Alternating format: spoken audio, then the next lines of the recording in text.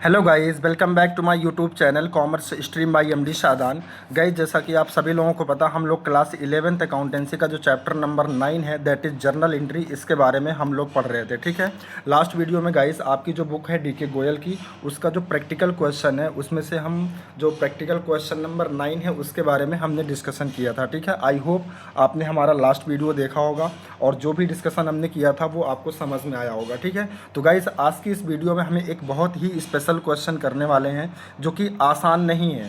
क्या कहा मैंने? आसान नहीं है बिल्कुल भी। ठीक है, तो सर कैसा है? सर ये बहुत आसान है। ठीक है, बहुत आसान है। ठीक है, आप ध्यान से देखो।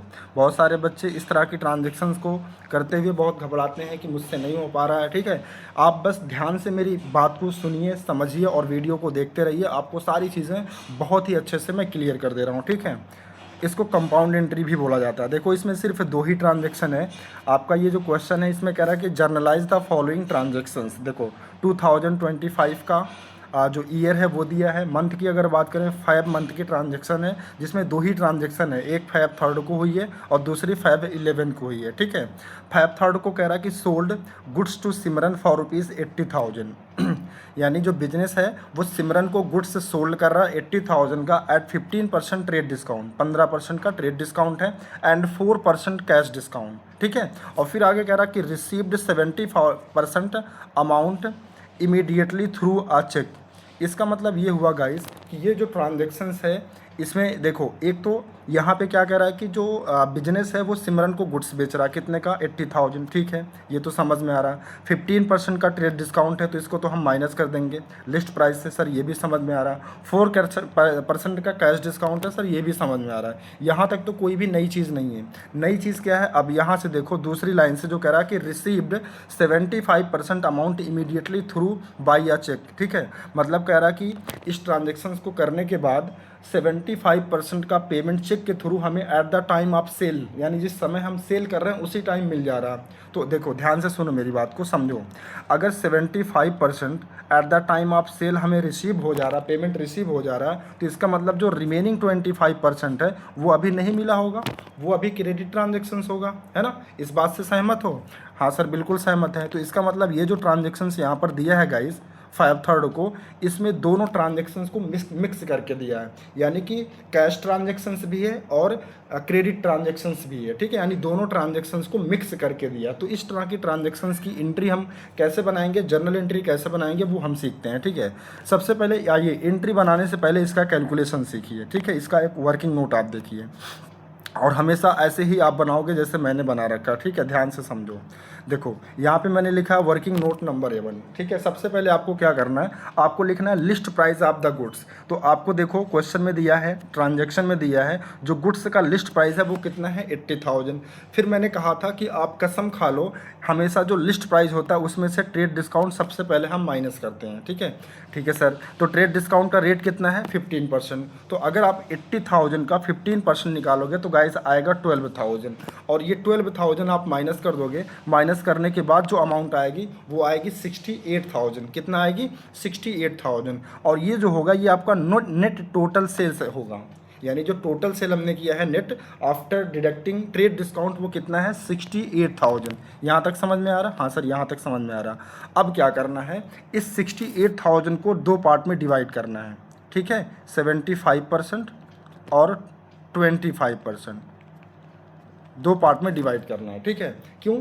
देखो क्वेश्चन में क्या कह रहा था कि जो 75% अमाउंट है वो at the time of sale ही हमें चेक मिल जा रहा है। ठीक है, और जो 25% रिमेनिंग बच रहा है उसका पेमेंट अभी नहीं हुआ, मतलब कि वो क्रेडिट ट्रांजेक्शन है। तो देखो यहाँ पे ध्यान से, ये तो टोटल सेल हो गई 68,000, फिर इसमें से आप लेस कर दोगे 25% ऑन क्रेडिट सेल, है ना भाई? 75% का पेमेंट अगर मिल गया तो 25% क्या है? क्रेडिट सेल है। तो देखो 68,000 का 25/100 कर लेंगे तो 17,000 आ जाएगा, जो कि आपका क्या बनेगा? क्रेडिट सेल बनेगा। ठीक है, तो ये जो 17,000 आया ये कितना है आपका? ये 25% है। यहाँ तक क्लियर? हाँ सर क्लियर है। अच्छा, इसके बाद फिर कह रहा है कि 75% रिसीवेबल बाई चेक, बाकी जो 75% अमाउंट है वो चेक से रिसीव करना है। ठीक है, तो आप क्या करोगे, 68,000 का 75% आप निकालोगे तो ये आ जाएगा 51,000। ठीक है। और क्वेश्चन में ये भी कह रहा था कि 4% का कैश डिस्काउंट देना है। तो मैंने आपसे बहुत पहले ही बता रखा है, लास्ट वीडियो में बताया था, उससे पहले वाली वीडियो में बताया था कि एक चीज़ है, आप जो कसम खा लीजिए। क्या सर? तो वो ये है कि देखो, जितना भी हमें कैश की पेमेंट रिसीव होती है या जितना हम कैश का पेमेंट करते हैं, उतने ही अमाउंट पे कैश डिस्काउंट हमेशा लगता है। क्या कहा मैंने? जब भी कभी कैश डिस्काउंट कैलकुलेट करना हो गाइस, तो याद रखना, जितना आप कैश की पेमेंट कर रहे हो या जितना कैश रिसीव कर रहे हो, उतने ही अमाउंट पे कैश डिस्काउंट लगेगा। ठीक है। जैसा कि यहाँ की जो ट्रांजैक्शन है, पहली ट्रांजैक्शन वो सेल के केस में है, तो सेल के केस में क्या होता है, पैसा रिसीव होता है, तो जितना अमाउंट रिसीव होगा उतने ही अमाउंट पे कैश डिस्काउंट मिलता है, याद रखना। तो बताओ, इस क्वेश्चन में हमें जो पैसा रिसीव हो रहा है वो कितना रिसीव हो रहा है? 75% रिसीव हो रहा है। ठीक है, 75%। तो क्या नाम है, 51,000 का 75, देखो 75% ऐसे भी निकाल सकते हो। एक तो मैंने ऐसे किया कि जो टोटल सेल था उसमें से 25% जो क्रेडिट ट्रांजैक्शन है यानी कि 17,000, उसको माइनस कर देंगे तो आ जाएगा 51,000।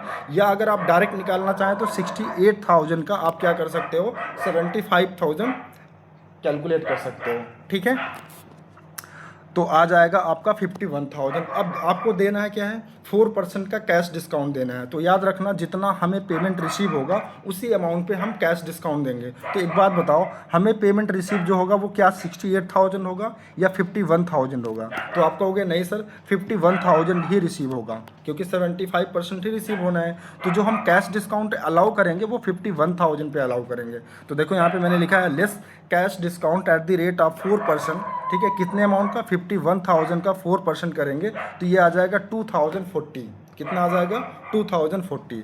अब फिर क्या करेंगे, इस 2040 को 51,000 में से माइनस कर देंगे, यानी जो 75% रिसीव करना था उसमें से 2040 का क्या हो गया, कैश डिस्काउंट। तो हमें जो नेट अमाउंट रिसीव्ड होगा वो कितना होगा, 48,960। ठीक है, ये समझ में आ गया? अगर ये समझ में आ गया तो फिर आपको एंट्री करना कोई बड़ी बात नहीं है, कोई बड़ी डील नहीं है। आइए एंट्री देखते हैं कैसे करते हैं। तो इसकी जो जर्नल एंट्री होगी गाइस, वो होगी देखो, डेट में आप डालेंगे 2025 और फैब 3 की एंट्री आप करोगे, क्या करोगे, बैंक अकाउंट डेबिट। ठीक है, बैंक अकाउंट डेबिट में आप क्या लिखोगे, जितना अमाउंट आपको रिसीव हुआ है, जो नेट अमाउंट आपको रिसीव हुआ। तो देखो यहाँ पे हमने कैलकुलेट किया था ना, नेट अमाउंट हमें कितना रिसीव हुआ है, 48,960। तो यही 48,960 हम क्या करेंगे, बैंक अकाउंट में दिखा देंगे, है ना। क्योंकि देखो गुड्स सोल्ड हुआ है और at the time of sale हमें 70% अमाउंट रिसीव हुआ है 4% कैश डिस्काउंट देने के बाद। तो 4% कैश डिस्काउंट देने के बाद कितना आया था, 48,960। और डिस्काउंट अलाउड, क्योंकि हमें अलाउ करना पड़ेगा, देना पड़ेगा, क्योंकि हमने सेल किया है। तो डिस्काउंट अलाउड अकाउंट का नेचर क्या होता है, एक्सपेंस होता है, ये बात आपको पता है। इसमें हम दिखाएंगे 2040। ठीक है, तो ये तो हो गई आपकी 75% कैश वाली ट्रांजेक्शन्स। बाकी जो 25% अभी हमको नहीं रिसीव हुआ है, तो वो क्या करेंगे, उसके लिए हम सिमरन को डेबिट करेंगे। क्योंकि सिमरन हमारे लिए क्या, हमारे लिए मतलब बिजनेस के लिए क्या है, डेटर है। और डेटर क्या होती है, एक असेट है, असेट का बढ़ना डेबिट होता है। तो सिमरन को हम डेबिट कर देंगे कितने से, 17,000, है ना, जो 25% था। भाई 68 का 25,000 कितना था, 17,000। ये तो अभी रिसीव नहीं हुआ है, इसे अभी सिमरन से हमें लेना है ना। तो ये 17,000 सिमरन के सामने हो गया, और इन तीनों का टोटल कर लेंगे तो आ जाएगा 68,000 टू सेल्स अकाउंट के सामने। सेल्स जो कि हमारा रिवेन्यू है, मतलब कि बिजनेस का रिवेन्यू है, रिवेन्यू का बढ़ना क्या करते हैं, क्रेडिट करते हैं। तो 68,000 यहाँ आ जाएगा। ठीक है, तो आई होप आपको समझ में आ गया होगा। एक बार फिर से मैं आपको समझाता हूँ। कैलकुलेशन सबसे मेन है। देखो, सबसे पहले आपको क्या करना है, वर्किंग नोट में आपको सबसे पहले लिखना है लिस्ट प्राइस।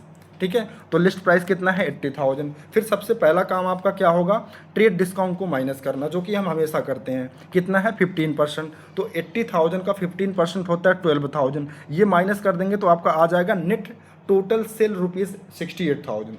मतलब जो नेट आपने टोटल सेल किया वो कितने की है, 68,000 की। अब इसमें से 25% कह रहा है कि क्या है, क्रेडिट ट्रांजैक्शन है, क्योंकि 75% बोल रहा है कि कैश मिल गया है, चेक मिल गया है। तो ये अंडरस्टूड है कि अगर 100% में से 75% का चेक हमें मिल गया, जिसका मतलब क्या हुआ, 25% क्रेडिट है। तो वही यहाँ पे लिखा है 25% ऑन क्रेडिट सेल। और ये किस अमाउंट का निकालेंगे, तो 68,000 का 25/100 कर लेंगे तो ये 17,000 आ जाएगा, जो कि क्रेडिट सेल होगा। बाकी जो रिमेनिंग 75% है, जो जिसके लिए हमें चेक मिलेगा, ठीक है, तो 68,000 का 75% निकालेंगे 51,000। सर अब क्वेश्चन ये उठता है कि जो हमें कैश डिस्काउंट देना है वो किस पे अलाउ करें। तो याद रखना कैश डिस्काउंट हमेशा कैश रिसीव्ड पे या कैश पेमेंट पर, यहाँ हमने सेल किया तो रिसीव्ड होगा, तो जो कैश हमें रिसीव्ड हो रहा है उस अमाउंट पे हम कैश डिस्काउंट अलाउ करेंगे, बस ये बात आप ध्यान रखना, ठीक है। तो हमें जो पैसा रिसीव होना वो कितना रिसीव होना, 51,000 यानी कि 75,000। तो इस 51,000 पर यानी कि इस 51,000 पर हम क्या करेंगे, कैश डिस्काउंट अलाउ करेंगे। तो यहाँ देखो हमने लिस्ट किया cash discount at the rate of 4%, 51,000 का 4% करोगे तो 2,040 आ जाएगा, और 51,000 में से 2,040 माइनस कर दोगे तो 48,960 आएगा, जो कि हमें नेट अमाउंट रिसीव हो रहा है कैश डिस्काउंट देने के बाद, ठीक है। अब आपको समझ में आ गया होगा। फिर इसको जर्नल एंट्री में कन्वर्ट कर देते हैं।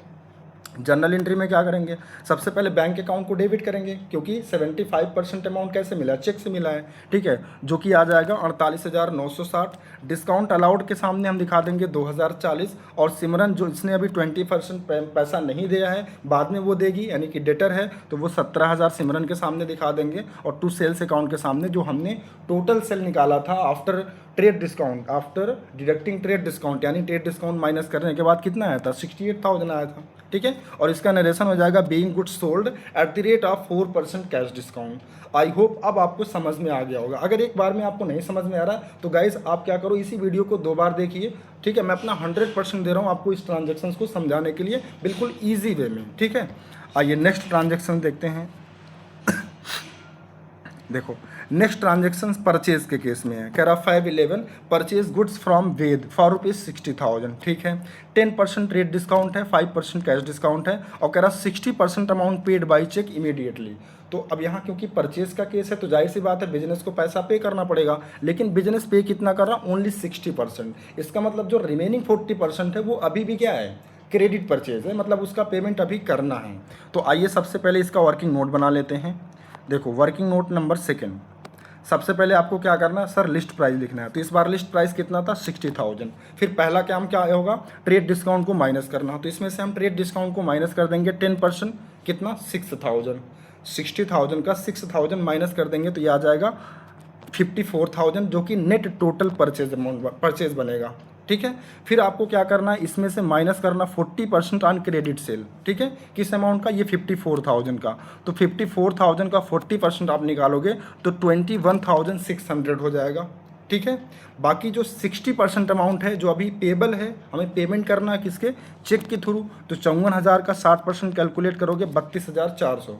अब इस बार क्या होगा, क्योंकि हम पेमेंट कर रहे हैं तो हमें डिस्काउंट रिसीव होगा, ठीक है। तो हम कैश डिस्काउंट कैलकुलेट करेंगे सॉरी, किस अमाउंट पे करेंगे, जितना हम पेमेंट करने वाले हैं। तो पेमेंट करने वाले कितना है, 60%। 60% का मतलब अगर हम अमाउंट में कहें तो 32,400, ठीक है। 32,400 का ही, सॉरी 54,000, हाँ 32,400, ठीक है, 32,400।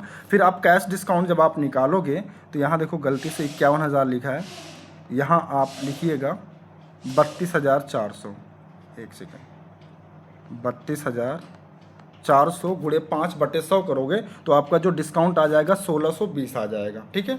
अब इस 1620 को क्या करोगे, 32,400 में से माइनस कर दोगे तो जो नेट अमाउंट आपको पेड करना पड़ेगा वो कितना करना पड़ेगा, या पेड हुआ होगा वो 30,780 हुआ होगा। फिर से समझो, सबसे पहले आपने क्या लिया, लिस्ट प्राइस ले लिया 60,000 का, उसमें से 10% आपने ट्रेड डिस्काउंट माइनस कर दिया यानी कि 6,000, तो आपका टोटल परचेज आ गया 54,000।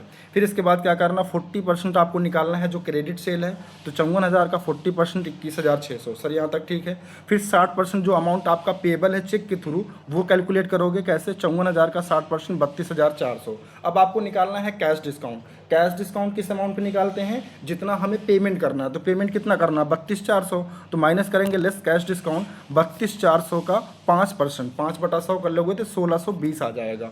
और ये 32,400 में से 1620 माइनस कर दोगे, इसका मतलब जो हमने पेड किया होगा वो कितना किया होगा, 30,780। आइए अब इसको जनरल एंट्री में कन्वर्ट करते हैं। तो देखो सबसे पहले एंट्री करेंगे 11/5 को परचेज अकाउंट डेबिट, क्योंकि परचेज हो रहा है तो परचेज क्या है, एक्सपेंस है, एक्सपेंस का बढ़ना डेबिट करते हैं। यहाँ क्या दिखाओगे, टोटल परचेज जो कि कितना थी 54,000, ठीक है। इसके बाद पेमेंट हुआ है 60% टू बैंक अकाउंट, ठीक है। तो 60% जो पेमेंट हुआ वो कितना हुआ है, डिस्काउंट माइनस करने के बाद 30,780, और जो डिस्काउंट रिसीव हुआ था कितना हुआ था, 1620 रुपया, ठीक है। और जो 40% अभी पेमेंट हुआ ही नहीं है वो हम दिखा देंगे वेद अकाउंट के सामने, क्योंकि वेद हमारे लिए क्या है, क्रेडिटर है भाई। जिसको अभी हमने पेमेंट नहीं किया वो हमारे लिए क्या है, क्रेडिटर है। और अगर जिसको अभी बाद में पेमेंट करना तो इसका मतलब हमारी लाइबिलिटी है। लाइबिलिटी का बढ़ना क्या होता है, क्रेडिट ही तो होता है। तो इसीलिए वेद अकाउंट को हम क्रेडिट करेंगे कितने से, 21,600 से। और नरेशन लिख देंगे being goods purchase at the rate of 5% cash discount. फिर इसके बाद आप इसका टोटल कर लेंगे, टोटल ऑफ जनरल, तो 1,22,000 1,22,000 आ जाएगा। ठीक है। तो गाइज आई होप, मैं उम्मीद कर सकता हूँ कि आपको ये दोनों ट्रांजेक्शन समझ में आई होंगी। अगर कोई भी कन्फ्यूजन हो रही है समझने में तो आप, मैं गारंटी लेता हूँ, आप एक से नहीं 2 बार आप वीडियो को देखिएगा, 2 बार में 100% आपको क्लियर हो जाएगा। ठीक है। कोई बड़ी डील नहीं है, बहुत ही आसान क्वेश्चन था। ठीक है। अगर फिर भी आपको समझ में नहीं आता, कोई प्रॉब्लम होती है, ठीक है, कहीं भी कोई प्रॉब्लम होती है इस वीडियो को देखने के बाद, तो आप वीडियो के नीचे आप कमेंट कर सकते हैं, मैं आपका रिप्लाई ज़रूर दूंगा। और ज़रूरत पड़ेगी तो आपको मैं समझाऊंगा, समझाने के लिए अलग से एक वीडियो भी बना दूंगा। वैसे मुझे नहीं लगता कि आपको कोई कन्फ्यूज़न होनी चाहिए, क्योंकि मैंने अपने पूरा 100% दिया है। ठीक है। हाँ, बाहर एक कुत्ता भौंक रहा था तो थोड़ा सा डिस्टर्बेंस हुआ होगा, ठीक है, तो आप उसको एडजस्ट कर लीजिएगा। चलिए कोई बात नहीं। तो आज के लिए इस वीडियो में बस इतना ही। मिलते हैं आपसे नेक्स्ट वीडियो में। अगर ये वीडियो अच्छा लगा हो तो प्लीज़ वीडियो को लाइक एंड शेयर ज़रूर करिएगा। ठीक है। आपसे मिलते हैं नेक्स्ट वीडियो में guys. Thank you so much.